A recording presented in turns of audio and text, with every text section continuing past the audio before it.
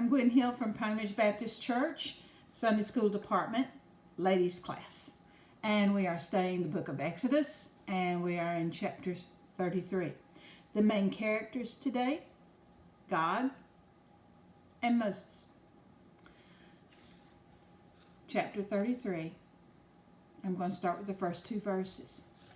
Then the Lord said to Moses, "Depart and go up from here, you and the people whom you brought out of the land of Egypt, into the land of which I swore to Abraham, Isaac, and Jacob, saying, to your descendants I will give it.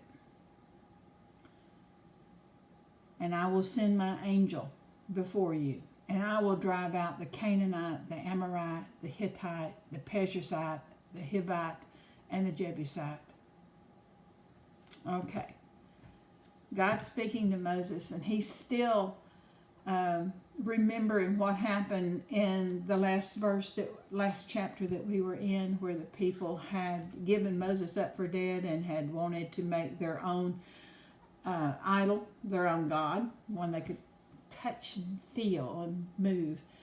They wanted to retain a relationship with God on high, the God that brought them out of Egypt. But since Moses was gone, they wanted something that would represent this God, something that they could see and touch and feel. But that's not worshiping our God. That's not worshiping Jehovah God. That is worshiping an idol, something that you endow with the characteristics of our God, and it just does not work that way. There's only one God. God proved that in Egypt. He defeated every one of their gods, and they had many of them, and he defeated those gods.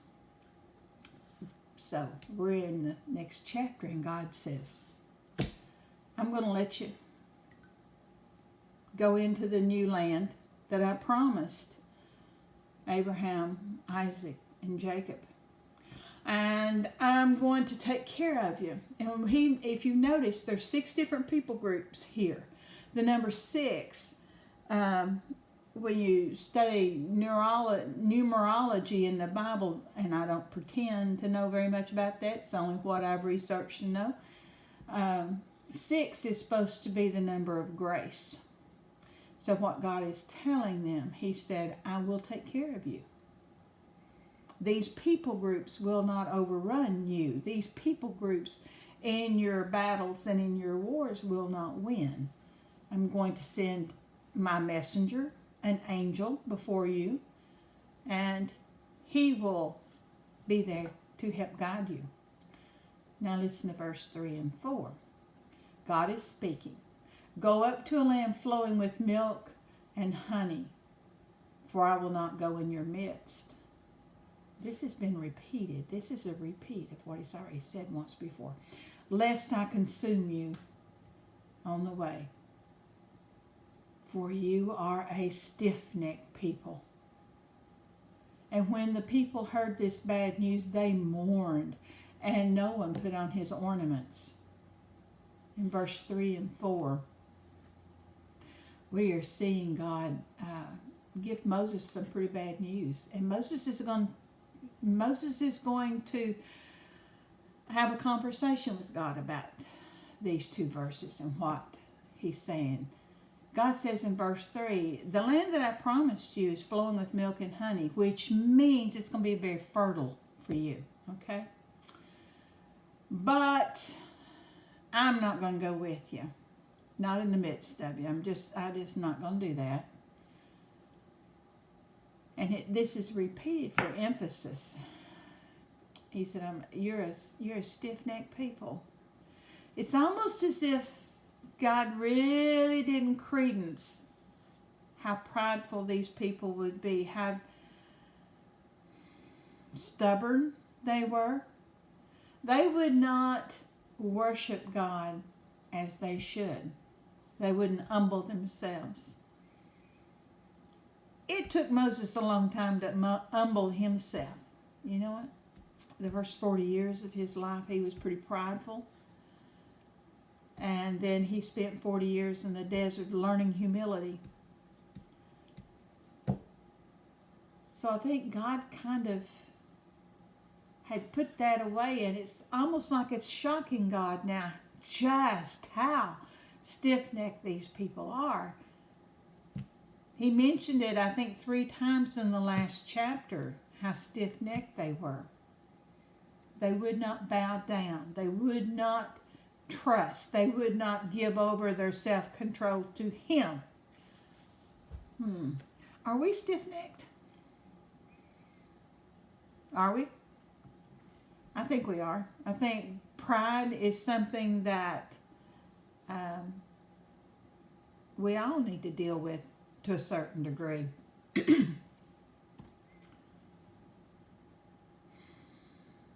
And you know, He said He didn't want to go in their midst because He didn't want to consume them.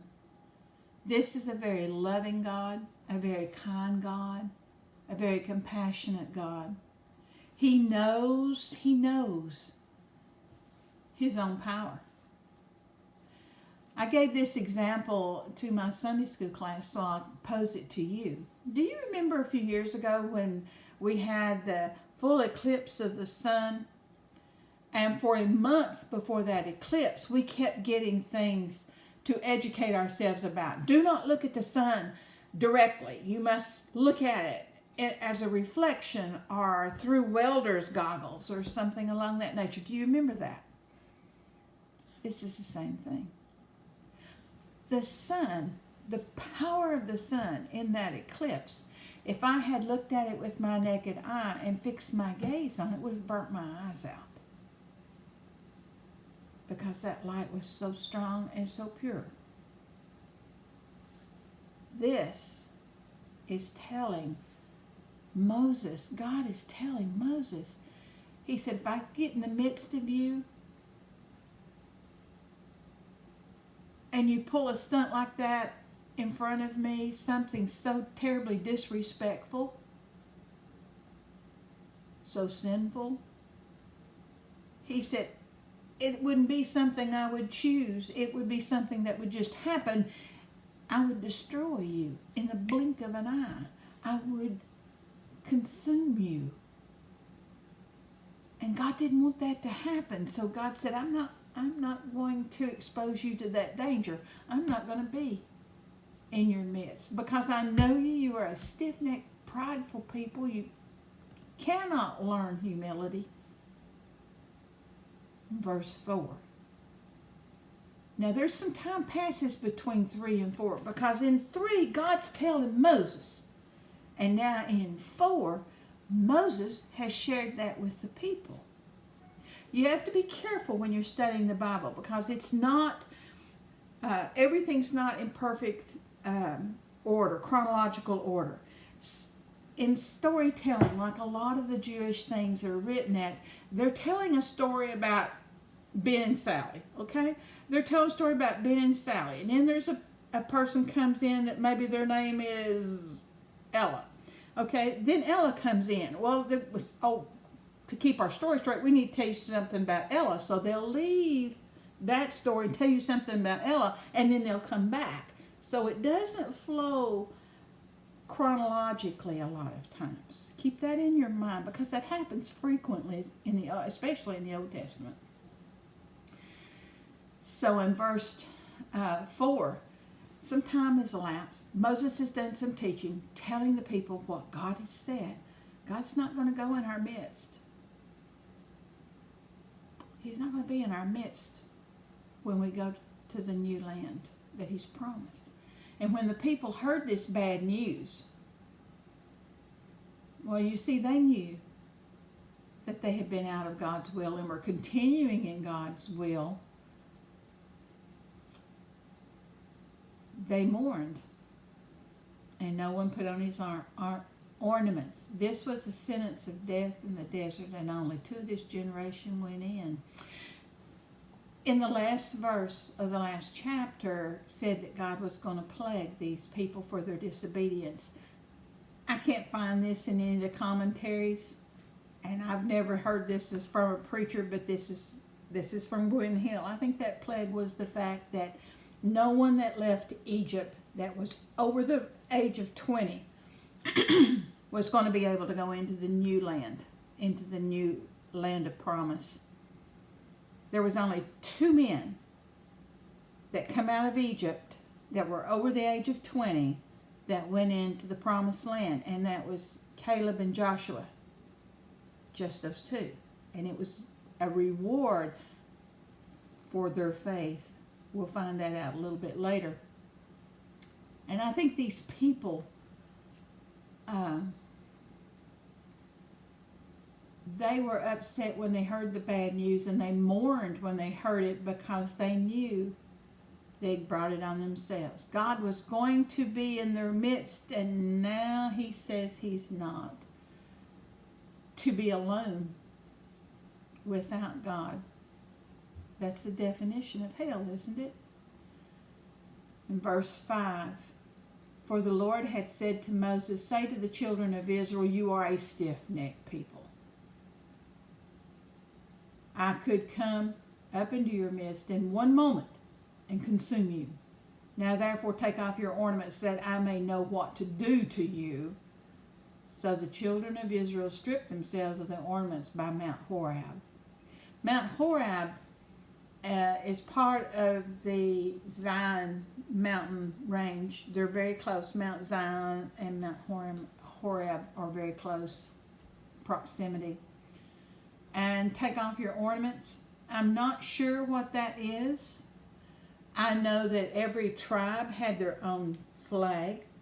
I know that lots of tribes and lots of people in this day, as they still do in some places in Africa, weave clothing, or if they did here in the United States with the Native Americans, they have certain patterns in their clothing that denotes what tribe they're in.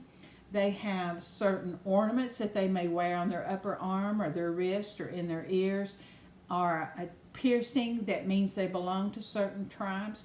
Whatever it was, these ornaments decreed that they were God's people. And he said, take them off. Take them off. So verse 6, so the children of Israel stripped themselves of their ornaments by Mount Horeb. And verse 7, Moses took his tent and pitched it outside the camp, far from the camp, and called it the tabernacle of meeting. And it came to pass that everyone who sought the Lord went out to the tabernacle of meeting, which was outside the camp. The camp, why did not Moses want to stay inside the camp? What had happened in that camp? They had made the golden calf and had turned to idolatry. So now Moses says this camp is contaminated. It is a camp that has gone and worshipped idols. I don't want to be a part of that. I don't want my house in a part of that. So he picked up his tent and he moved it, not to just the edge of the encampment. Remember, this would have been a big encampment. There was 2 to 3 million people in this camp. And he took his camp, Moses did, to the far edge. And then even further than that, away from this contaminant, from the camp. And he wanted God to be a guest in his home, to be a guest in his camp. So he called his house, he called his tent, they didn't have houses, they had tents, the tabernacle of meeting. And the Bible uses small t, small m for meeting. This is not the tabernacle that Moses got plans from God for up on top of the mountain. The plans have not been let down long enough for them to even start the building of the tabernacle. So he's calling his camp the tabernacle because that's where he's going to invite God to come. Verse 8. And so it was, whenever Moses went out of the tabernacle, and that all of the people rose, and each man stood in his tent door and watched Moses, excuse me, until he had gone into the tabernacle. That word watched doesn't just mean they peeped at him or they watched him take a few steps. The word is gaze. They gazed upon him, which to me if I looked at you, it could be a fleeting look. It could even be a 2 or 3 second look. It could be 30-second look. But if I gazed at you, I'm really intently looking at you, following your movements in this case. And from the first point that I pick you up, plumb till you get to your tent, gazed. In verse 9, and it came to pass when Moses entered the tabernacle that the pillar of cloud descended and stood at the door of the tabernacle, and the Lord talked with Moses. All of the people saw the pillar of cloud standing at the tabernacle door, and all of the people rose and worshiped, and each man at his tent door. All right, let's talk about tents. What kind of door does a tent have? Has a flap, does it not? It's a fabric or a fur covering over the opening to going into the tent. Okay, so when the people saw Moses going through the camp, going out toward his tent, they watched him. They watched him. And they recognized in him that was their leader, number one. Number two, this man talked with God. Number three, this man had great power. They watched him go down to his, and they bowed down when they saw the pillar of cloud. The cloud that was shadowing them by day, keeping them comfortable out of the intense desert heat. They would see that cloud forming a column, and that column would come down and stand at the tent door of Moses. I want you to think of it kind of this way. Moses goes into his tent and he drops the flap on the tent to where he's behind the door. This is the door to his tent. Okay? Now God comes to the door of the tent. God is on one side and Moses is on the other. And they're talking. In verse 11. Oh, before I go on with that. And each man, they saw that pillar come down, and it must have been very frightful for them. But they recognized who the tent was representing. Not the tent, the pillar of cloud was representing, and they worshiped in the doorway of their home. This was not just a standing there humble with their heads down. This would have been a lying on the ground prostrate. Okay, worshiping the God. So the Lord spoke to Moses face to face, as a man speaks to his friend, and Moses would return to the camp. But his servant Joshua, the son of Nun, a young man, did not depart from the tabernacle. So remember what I said? One on each side of the curtain. And God spoke to him face to face. That face to face does not mean that Moses saw God's face and God saw Moses's. It means they talked plainly. If you will think, God speaks to his people through dreams and through visions, through audible things, but face to face he does not. So you have Moses and God talking. Imagine what that conversation may have been, because they were talking as friends, okay? God may have said something along the lines of, "Had a bad day, Moses?" "Yes, Lord, you have no idea what kind of a bad day." "Oh, I think I do." "Moses, you need to get more rest." "Well, God, these people are just..." "Yes, Lord, I do." Wonder what all they talked about. Well, we're fixing to see some of it. Question here in verse 11. Talks about Joshua, the son of Nun, a young man, did not depart from the tabernacle. How old do you think Joshua is here? Give me a guess. Okay. Well, I'm 74. And if we talk about a man, my son's 48. To me, He is a very young man. Mm-hmm. My youngest brother, he's about 8 years younger than me. To me, he's still young. These men in this day and age live to be 120 to 140 years old. So if I tell you that by counting backward in Joshua's life, one commentator that I read said he thought that he was probably around 56 years old. Read Ezra's account and you'll get a hint for that. Joshua lived till he was 110, and they think he's about 56 years old here. But that's still a young man to me.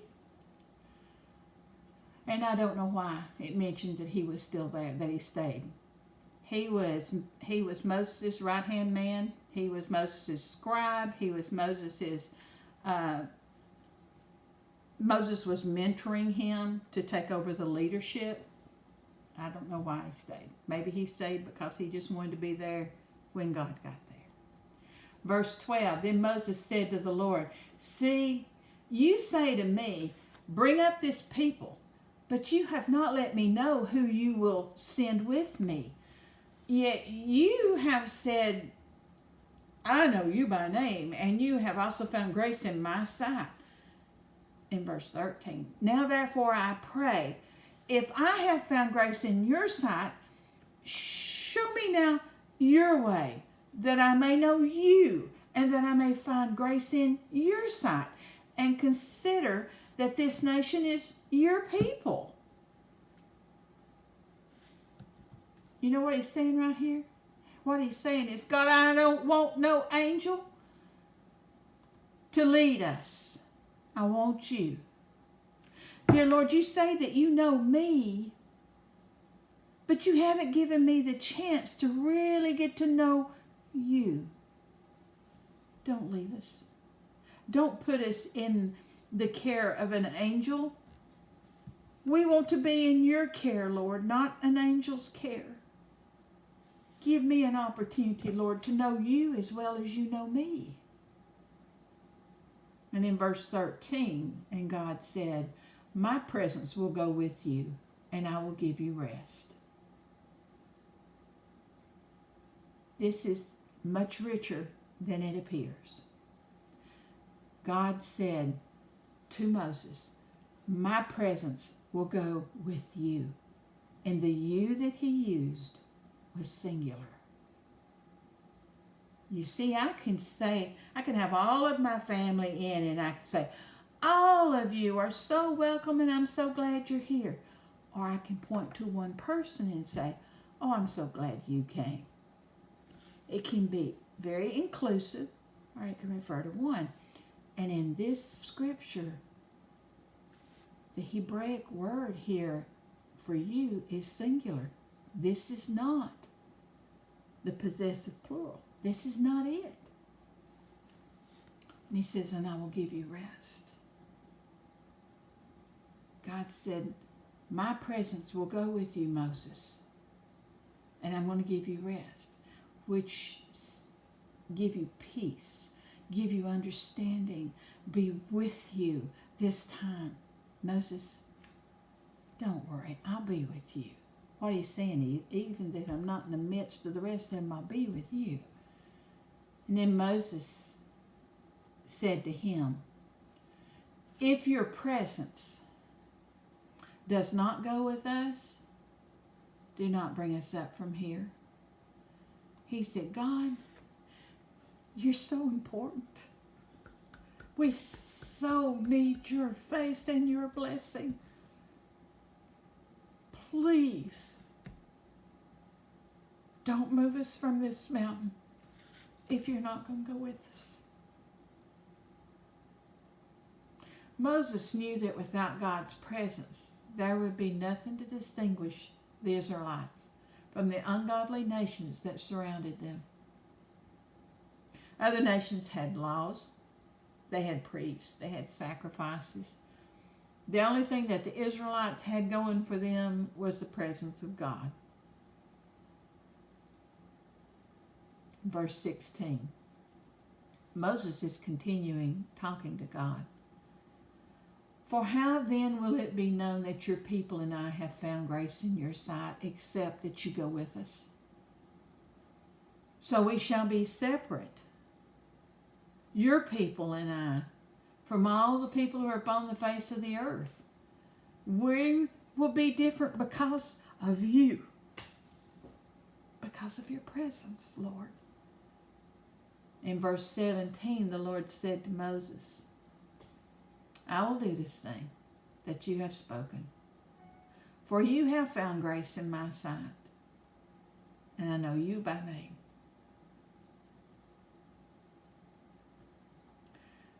Does God know your name? In Matthew 7:21, Jesus is speaking, and he says, Not everyone who says to me, Lord, Lord, shall enter the kingdom of heaven, but he who does the will of my Father in heaven. Does God know you?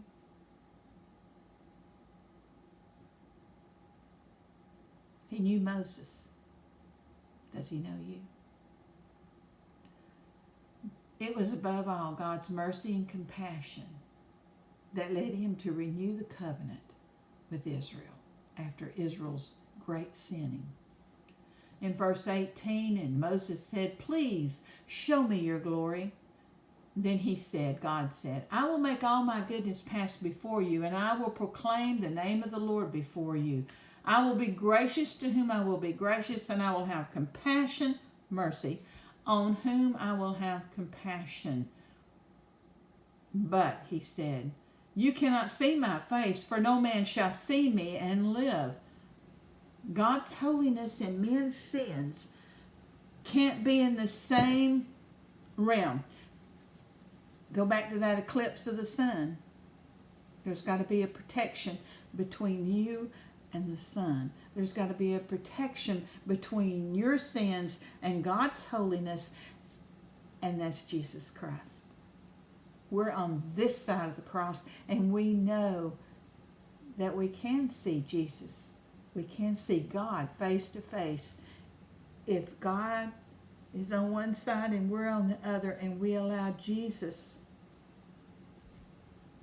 to be between us. You say, Jesus has already paid for my sins. If he's paid for my sins, then before God, I'm all right.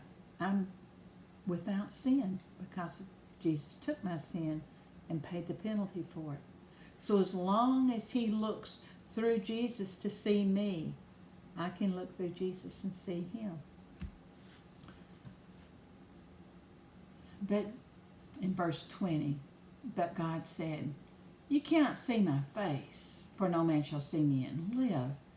And the Lord said, there is a place by me, and you shall stand on the rock.